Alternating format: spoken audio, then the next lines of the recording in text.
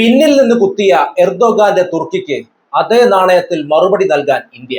Operation Sindoor സമയത്ത് പാകിസ്ഥാൻ ആളും ആയുധവും നൽകി ഇന്ത്യയെ തകർക്കാൻ കൂട്ടുനിന്ന തുർക്കി മറന്നുപോയ ചില കഥകളുണ്ട്.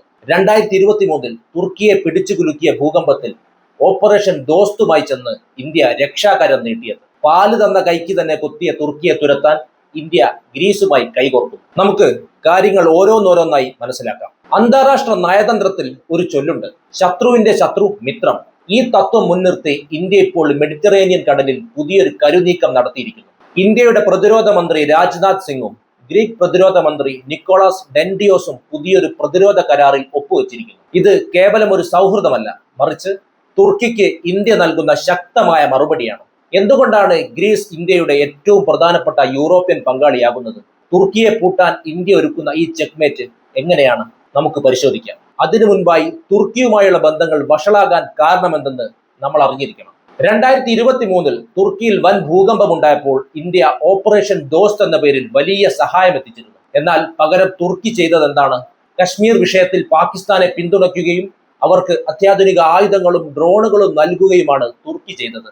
പാകിസ്ഥാൻ ഇന്ത്യക്കെതിരെ പ്രയോഗിച്ച 400-ൽ പരം ഡ്രോണുകൾ തുർക്കിയുടേതായിരുന്നു. ഇതിന്റെ അവശിഷ്ടങ്ങൾ ഇന്ത്യൻ സൈന്യം കണ്ടെത്തിയതോടെയാണ് ഇന്ത്യ തുർക്കി ബന്ധം പൂർണ്ണമായും ഉലഞ്ഞത്.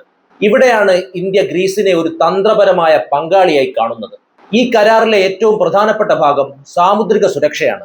അടുത്ത 5 വർഷത്തേക്ക് പ്രതിരോധ മേഖലയിൽ വലിയ സഹകരണമാണ് ഇന്ത്യ ലക്ഷ്യമിടുന്നത്. ഇതിന്റെ ഭാഗമായി ഇന്ത്യയുടെ ഇൻഫർമേഷൻ ഫ്യൂഷൻ സെന്ററിൽ ഒരു ഗ്രീക്ക് ഉദ്യോഗസ്ഥനെയും ഗ്രീസിൽ ഒരു ഇന്ത്യൻ ഉദ്യോഗസ്ഥനെയും ലൈസൺ ഓഫീസർമാരായി നിയമിക്കും. ഇതിലൂടെ ഇന്ത്യൻ മഹാസമുദ്രത്തിലെ വിവരങ്ങൾ ഇന്ത്യ ഗ്രീസിനും മെഡിറ്ററേനിയൻ കടലിലെ വിവരങ്ങൾ ഗ്രീസ് ഇന്ത്യക്കും കൈമാറും. ചുരുക്കത്തിൽ തുർക്കിയുടെ ഓരോ കടൽ നീക്കങ്ങളും ഇനി ഇന്ത്യയുടെ നിരീക്ഷണത്തിലായിരിക്കും. ഇന്ത്യയിൽ നിന്നും മിസൈലുകളും ഡ്രോണുകളും വാങ്ങാനും ഗ്രീസ് താല്പര്യം പ്രകടിപ്പിച്ചിട്ടുണ്ട്. ബംഗളൂരുവിലെ സൈനിക സ്റ്റേഷൻ സന്ദർശിച്ച ഗ്രീക്ക് പ്രതിരോധ മന്ത്രി ഇന്ത്യയുടെ തദ്ദേശീയ ആയുധങ്ങളെയും സൈനിക കരുത്തിനെയും വാനോളം പുകഴ്ത്തി. ഇന്ത്യയുടെ ആത്മനിർഭരത ആഗോളതലത്തിൽ ശ്രദ്ധിക്കപ്പെടുന്നു എന്നതിന്റെ തെളിവ് കൂടിയാണിത്. 2023 പ്രധാനമന്ത്രി നരേന്ദ്രമോദി നടത്തിയ ഗ്രീസ് സന്ദർശനത്തിന്റെയും 2024 ഗ്രീക്ക് പ്രധാനമന്ത്രിയുടെ ഇന്ത്യൻ സന്ദർശനത്തിന്റെയും തുടർച്ചയാണിത്. പാകിസ്ഥാനെ കൂട്ടുപിടിച്ച് ഇന്ത്യയെ നേരിടാൻ നോക്കുന്ന തുർക്കിക്ക് അവരുടെ തൊട്ട അയൽപ്പക്കത്ത് തന്നെ ശക്തമായ തിരിച്ചടി ഒരുക്കുകയാണ് ഇന്ത്യ. അന്താരാഷ്ട്ര രാഷ്ട്രീയത്തിൽ ഇന്ത്യയുടെ തന്ത്രപരമായ കരുനീക്കങ്ങൾ പുതിയൊരു തലത്തിലേക്കാണ് ഉയരുന്നത്. ഇന്ത്യയുടെ പ്രതിരോധ മന്ത്രി രാജ്നാഥ് സിംഗും ഗ്രീക്ക് പ്രതിരോധ മന്ത്രി നിക്കോളാസ് ഡെൻഡിയോസും തമ്മിൽ ന്യൂഡൽഹിയിൽ വെച്ച് ഒപ്പുവെച്ച ഈ ചരിത്രപരമായ കരാർ ഇതിന്റെ വ്യക്തമായ സൂചനയാണ്. അടുത്ത 5 വർഷത്തേക്ക് പ്രതിരോധ വ്യവസായ മേഖലയിൽ സഹകരിക്കാനും ഇരു രാജ്യങ്ങളെയും സൈന്യങ്ങൾ തമ്മിലുള്ള ബന്ധം ശക്തമാക്കാനുമാണ് ഈ കരാറിലൂടെ ഇന്ത്യ ലക്ഷ്യമിടുന്നത്. ഈ വാർത്ത കേവലം ഒരു നയതന്ത്ര നടപടിയല്ല, മറിച്ച് ഇന്ത്യക്കെതിരെ പാകിസ്ഥാനുമായി ചേർന്ന് നീക്കങ്ങൾ നടത്തുന്ന തുർക്കിക്ക് ഇന്ത്യ നൽകുന്ന കൃത്യമായ ഒരു ചെക്ക്മേറ്റ് തന്നെയാണ്.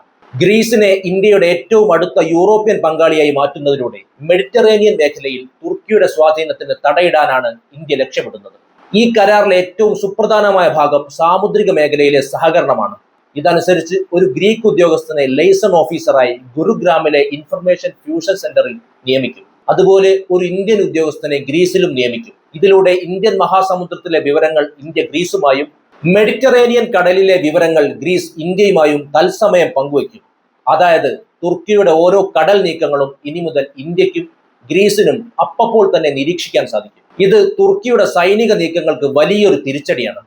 തുർക്കിയും ഇന്ത്യയും തമ്മിലുള്ള ബന്ധം സമീപകാലത്ത് ഏറെ വഷളാകാൻ തുടങ്ങിയിരുന്നു. ഇതിന് പ്രധാന കാരണം തുർക്കിയുടെ ഇരട്ടത്താപ്പ് തന്നെയാണ്. തുർക്കിയിൽ ഭൂകമ്പമുണ്ടായപ്പോൾ ഇന്ത്യ വലിയ രീതിയിൽ സഹായിച്ചിരുന്നു. എന്നാൽ ഈ സഹായം മറന്നുകൊണ്ട് മതത്തിന്റെ പേരിൽ തുർക്കി പാകിസ്ഥാനെ പിന്തുണയ്ക്കുന്ന കാഴ്ചയാണ് നമ്മൾ പിന്നീട് കണ്ടത്. പാകിസ്ഥാൻ ഇന്ത്യക്കെതിരെ പ്രയോഗിച്ച 400-ലധികം ഡ്രോണുകൾ തുർക്കിയുടേതായിരുന്നു. ഇതിന്റെ അവശിഷ്ടങ്ങൾ ഇന്ത്യൻ സൈന്യം കണ്ടെത്തിയതോടെ ഇന്ത്യയുടെ ക്ഷമ നശിച്ചു. തുർക്കി പാകിസ്ഥാൻ അച്ചുതണ്ടിനെ നേരിടാൻ അവരുടെ തന്നെ ശത്രു രാജ്യമായ ഗ്രീസിനെ കൂട്ടുപിടിക്കാൻ ഇന്ത്യ തീരുമാനിച്ചു. പ്രതിരോധ രംഗത്ത് ഗ്രീസിനെ സംബന്ധിച്ചിടത്തോളം ഇന്ത്യ ഇപ്പോൾ ഒരു വലിയ വിപണിയാണ്. ഗ്രീസിന് ആവശ്യമായ അത്യാധുനിക മിസൈലുകളും ഡ്രോണുകളും ഇന്ത്യയിൽ നിന്നും വാങ്ങാൻ ധാരണയായിട്ടുണ്ട്. ബംഗളൂരുവിലെ സൈനിക സ്റ്റേഷൻ സന്ദർശിച്ച ഗ്രീക്ക് പ്രതിരോധ മന്ത്രി ഇന്ത്യയുടെ തദ്ദേശീയമായ സൈനിക കരുത്തിനെയും സ്പെഷ്യൽ ഫോഴ്സിന്റെ പ്രൊഫഷണലിസത്തെയും വാനോളം പുകഴ്ത്തി. 2023 പ്രധാനമന്ത്രി നരേന്ദ്രമോദി നടത്തിയ ഗ്രീസ് സന്ദർശനത്തിന്റെയും തുടർന്നുണ്ടായ ഉന്നതതല ചർച്ചകളുടെയും സ്വാഭാവികമായ തുടർച്ചയാണിത്. പാകിസ്ഥാനെ കൂട്ടുപിടിച്ച് ഇന്ത്യയുടെ സുരക്ഷയെ വെല്ലുവിളിക്കുന്ന തുർക്കിക്ക്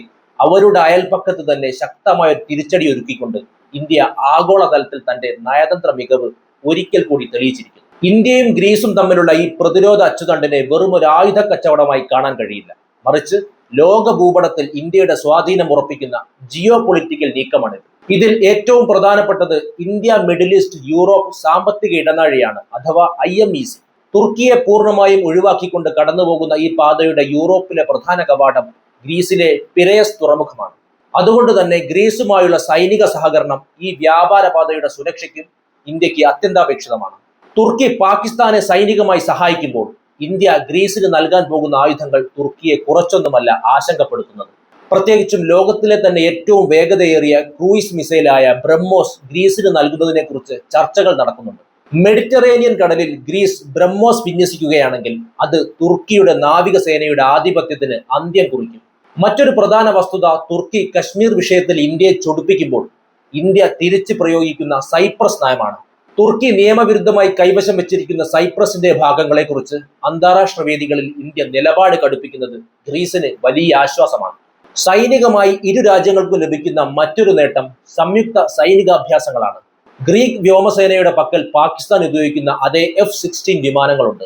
ഗ്രീസുമായി ചേർന്ന് പരിശീലനം നടത്തുന്നതിലൂടെ ഈ വിമാനങ്ങളുടെ കരുത്തും ബലഹീനതകളും മനസ്സിലാക്കാൻ ഇന്ത്യൻ പൈലറ്റുമാർക്ക് സാധിക്കും. ഇത് യുദ്ധമുണ്ടായാൽ പാകിസ്ഥാനെ നേരിടാൻ ഇന്ത്യക്ക് വലിയ മുൻതൂക്കം നൽകും. മുമ്പ് റഷ്യയെയും അമേരിക്കയെയും മാത്രം ആയുധങ്ങൾക്കായി ആശ്രയിച്ചിരുന്ന ഗ്രീസ് ഇപ്പോൾ ഇന്ത്യയുടെ ആത്മനിർഭർ ഭാരത് പദ്ധതിയിൽ വിശ്വസിച്ച് ഇങ്ങോട്ട് വരുന്നത് ഇന്ത്യയുടെ ആയുധ നിർമ്മാണ മേഖലയുടെ വലിയൊരു വിജയമാണ്. പ്രതിരോധ ഉൽപ്പന്നങ്ങളുടെ കയറ്റുമതിയിൽ ഇന്ത്യ ഒരു ആഗോള ശക്തിയായി മാറുന്നു എന്നതിന്റെ ശക്തമായ തെളിവ് കൂടിയാണിത്. ചതിയിലൂടെയും മതപരമായ ധ്രുവീകരണത്തിലൂടെയും ഇന്ത്യയെ തളയ്ക്കാൻ നോക്കുന്ന തുർക്കി പാകിസ്ഥാൻ സഖ്യത്തിന് അവരുടെ തന്നെ അതിർത്തിയിൽ ഒരു വൻ ശക്തിയെ പ്രതിഷ്ഠിച്ചുകൊണ്ടാണ് ഇന്ത്യ മറുപടി നൽകുന്നത്.